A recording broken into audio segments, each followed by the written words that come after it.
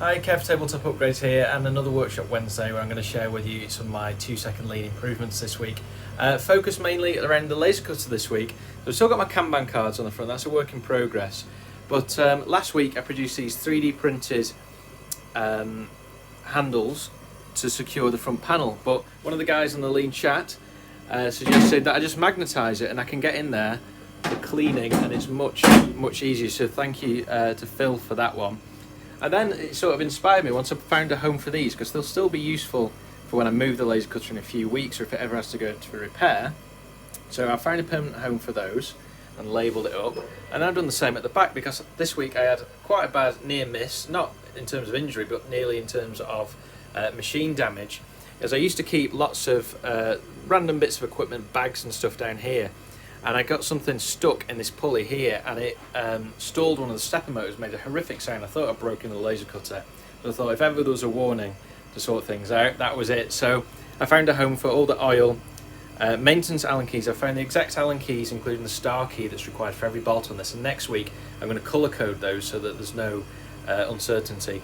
I also 3D printed some Datum Corners, because what I do is I stack the acrylic sheets up to get good airflow under them and prevent reflections off the laser bed. And I used to use these little metal discs, and it took me minutes and minutes and minutes. Now I just chuck these 3D printed magnetic datum corners on there, and I've got the perfect datum every single time with no messing.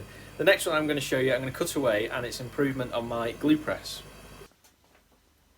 So one problem that I always seem to have is my press ends up as a dumping ground. It's just a convenient surface. Can use it as a portable tray when I move from workstation to workstation as well. So this needs to be amended in such a way that this can't happen. So this is the new improved station. Labelled everything up. We've got some Kaizen foam for the scalpel. Needs a new blade, they're on order.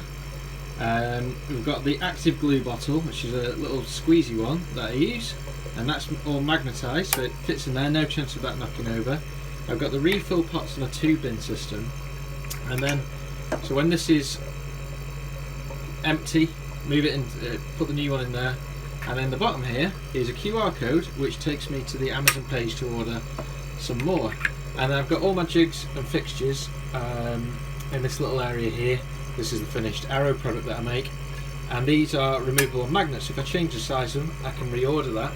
And then at the back here, I did put the mole grips down in the extractor cupboard, but I only ever use them to undo tight glue bottles, so I put them, magnetised those onto the back, and I put a bit of a loose shadow board on there, and I think I'll improve that at some point in the future. But that is a major upgrade from before, reducing the struggle.